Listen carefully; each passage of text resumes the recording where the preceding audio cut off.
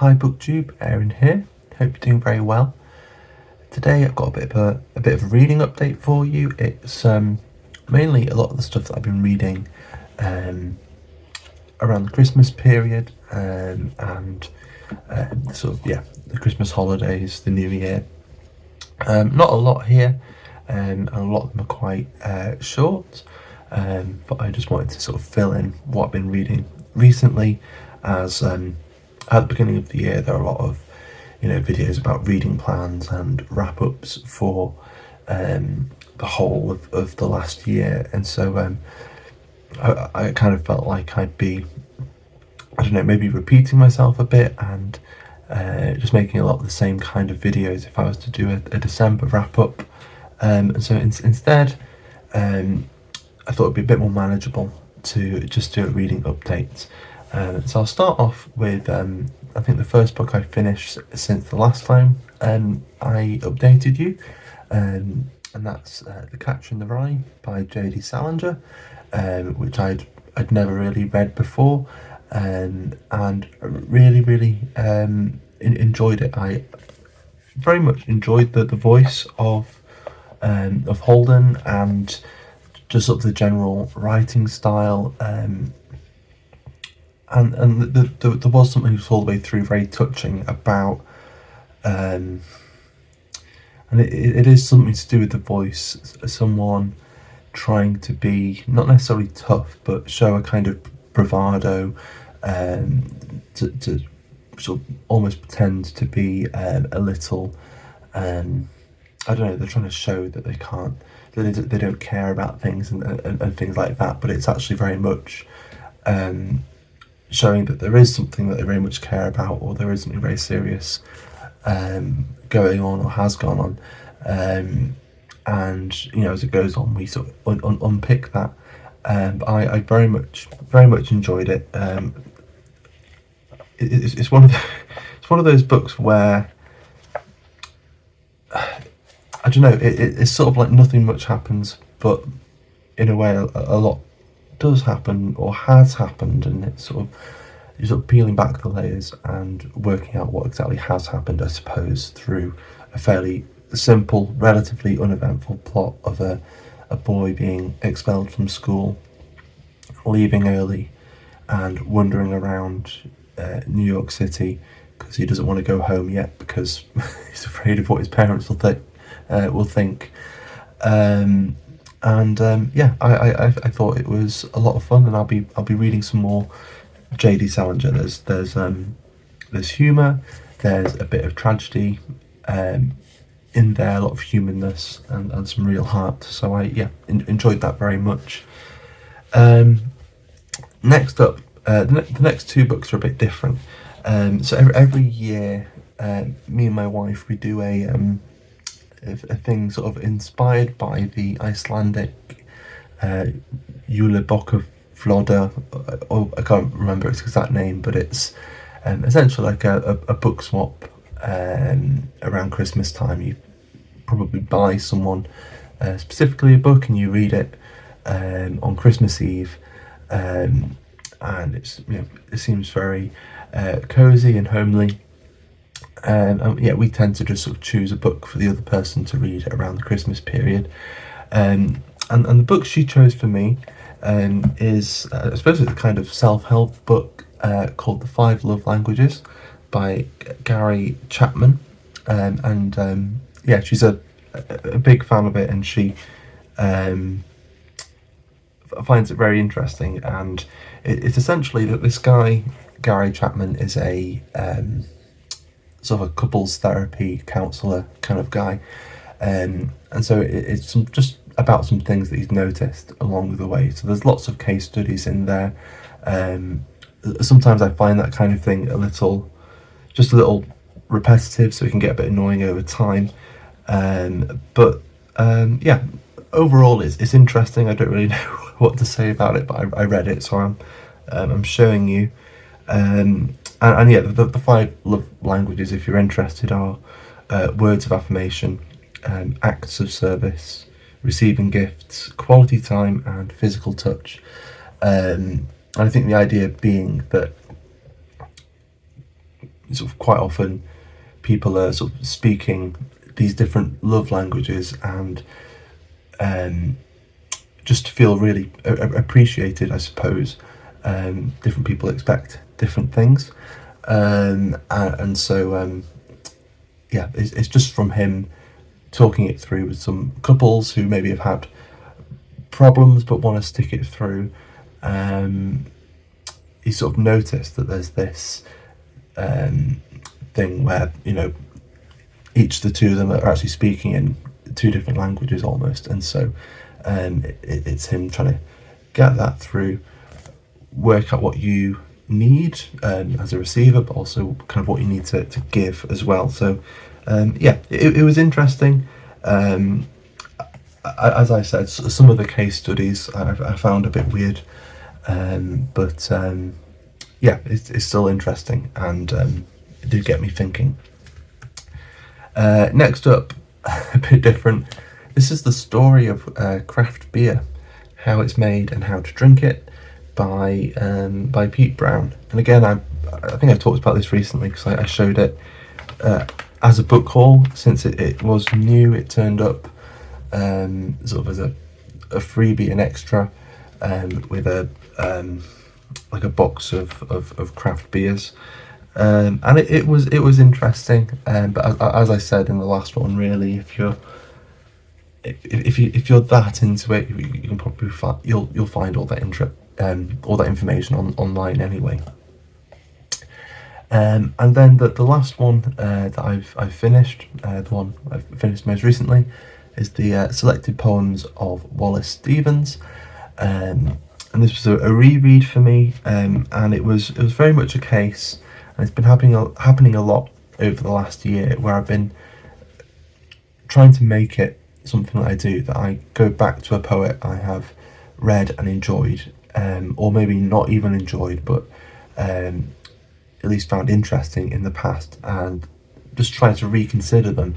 And that's what I was doing with Stevens. There were some poems I really enjoyed the first time round. A lot of it was just really lost in me. It wasn't even that I didn't enjoy the poems, but it was just I couldn't see any real significance as to why anyone would write this. And there are still, you know, a few poems that are like that for me. But having read it a second time through, I am actually enjoying him much more. There's some stuff in there that sometimes reminds me of probably some of the stuff that Auden was writing at the same time, although Auden was probably coming at it from a very different perspective, but about things sort of just being what they are, and sort of reveling in the simplicity and the existence of everyday things. That's certainly one element of it.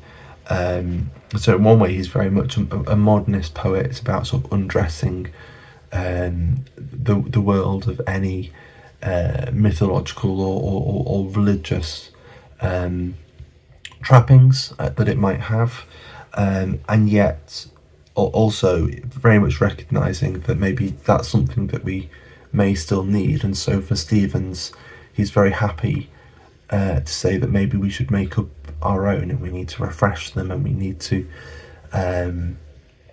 create our own myths, our own modern myths. And so it's interesting. I get what he's saying a bit more, and certainly when he's just, I quite like him when he's just reveling in the thingness of things, I suppose. There's actually, and he's got quite early on, he's got quite a few poems that are just about not going to church, which seems like a very boring kind of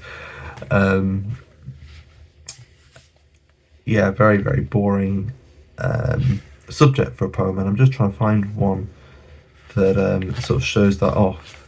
I can't remember, it was quite early on, so it shouldn't. Yeah, it's called Ploughing on a Sunday, and I'll read the whole thing. Ploughing on a Sunday. The white cock's tail tosses in the wind. The turkey cock's tail glitters in the sun, water in the fields, the wind pours down, the feathers flare and bluster in the wind. Remus, blow your horn, I'm ploughing on a Sunday, ploughing North America. Blow your horn. Tum-ti-tum, ti-tum-tum-tum. The turkey cock's tail spreads to the sun. The white cock's tail streams to the moon. Water in the fields, the wind pours down. And I could see it as sort of working in two directions at once, as the whole, him just saying that Sunday is just a day, I suppose, that it could be any other day, and sort of treating it like that, but sort of reveling in that. But then you have the animals, the wind, the water, where it still doesn't matter.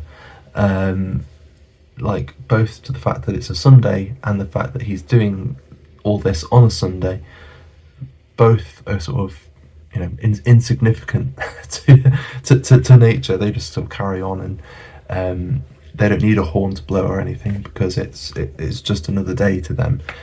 So I could sort of see those two sides to it, which I found quite funny. I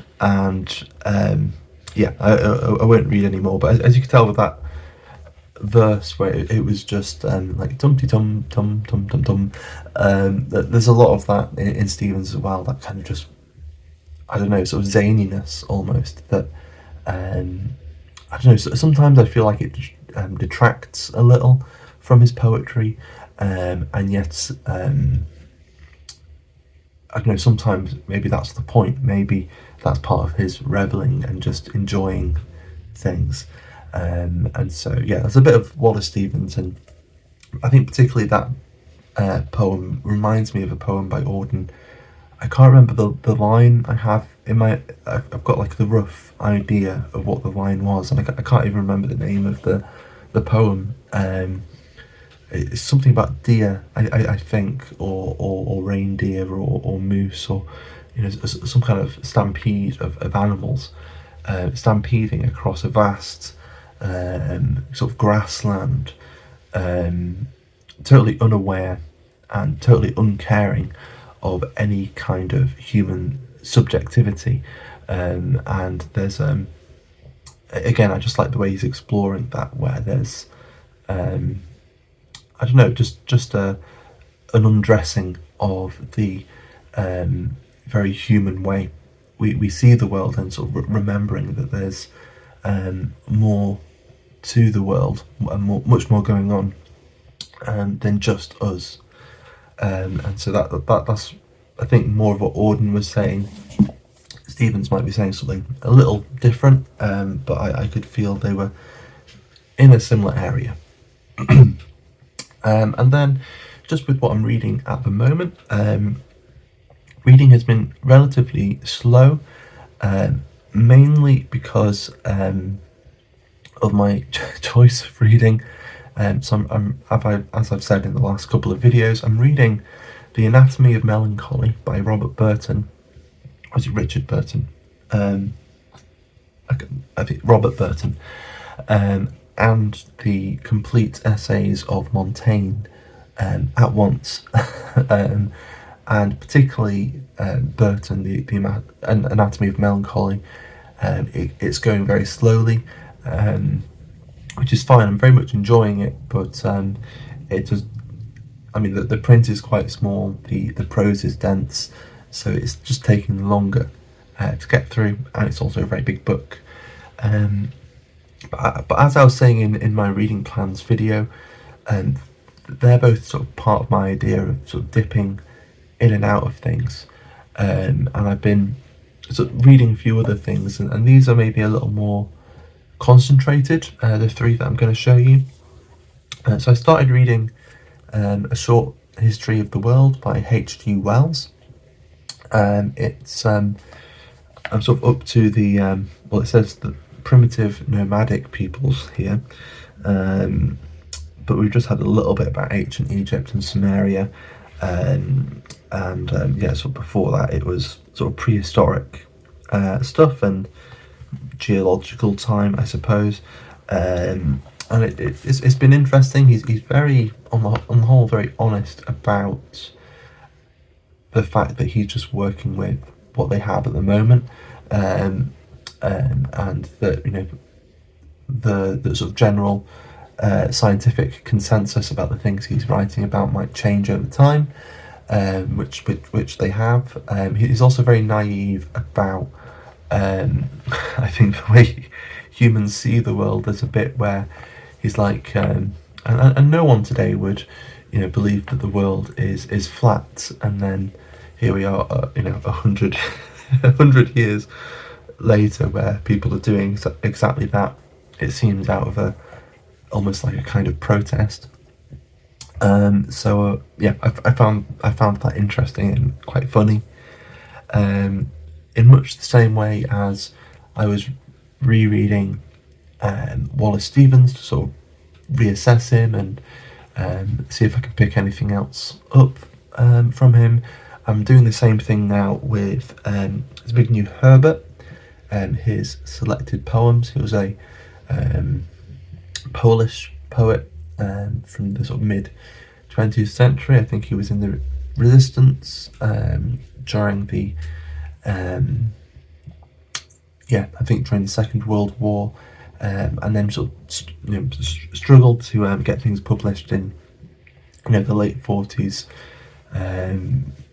due to Stalinism and censorship and things. And he eventually, as things started looking slightly, ever so slightly more optimistic in the mid 1950s, he started publishing his poems, and so I think he was in his 30s, but he'd been writing poetry for quite a long time before then. So it's been good. I'll share a bit more once I've read some more, but I am, as with Stevens, picking up more and appreciating him much more the second time through.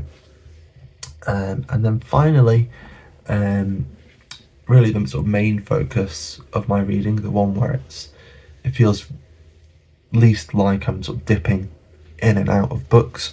I've been reading Ovid's Metamorphoses, which has been a lot of fun. It's much more of a page turner than I was expecting it to. There's quite a variety of tone from from sort of story to story, from section to section. Sometimes they're like little mini epics, sometimes they're little comedies, sometimes they're quite romantic. So there's a quite a variety there, which does a good job of keeping you interested. But again, I don't really know how. There's so much going on in here. It's hard to sort of sum it up. There are bits that are very much like bits that are a bit lost on me, or I just find sort of drag a little more than some of the other parts. And I'm actually finding, so I'm nearing the end. I'm in book 13, I think. I'm partway through book 13, which I think is the longest book of the poem, and essentially we've caught up with the Trojan War, and it's beginning, or you sort of tell it's going to start moving away from the mythology of ancient Greece, and through Aeneas after the Trojan War is going to move more to Rome, and it's going to be about the myth making of Rome, and there's essentially a little mini Aeneid inside the Metamorphoses, and he's trying to out Virgil in a way. It's been good, it's been fun, but I'm not really enjoying the sort of Trojan War and post-Trojan War stuff as much as I was enjoying Narcissus and Echo, or sort of some of the earlier stories, sort of primarily about people intruding upon the gods or insulting the gods, or their actions or warranting some kind of strange punishment, or sometimes the metamorphosis is a kind of protection from the gods. So stuff like that I find much more interesting, and so we'll see how the last see how far through I am. So I've got about 100 pages of the text itself to go, and so we'll see. And I'm very much intrigued by the apotheosis of Aeneas and the apotheosis of Julius Caesar, as both figures essentially turn into gods, as I have absolutely no idea what that's going to look like, and so I'm still quite intrigued about that. But that's it. So that's what I've been reading recently, and what I'm still currently reading. There are a few things I want to try and get to before the end of the month, and I'm hoping that I can get to some Simon Sebag Montefiore some point later in the month, and maybe to one or two of the books from the book haul that I showed, I think in the last video, but we'll see how it goes. But for now, thank you very much for watching. Hope you're doing very well, and that your year has got off to a good start, and I will see you soon. Bye bye.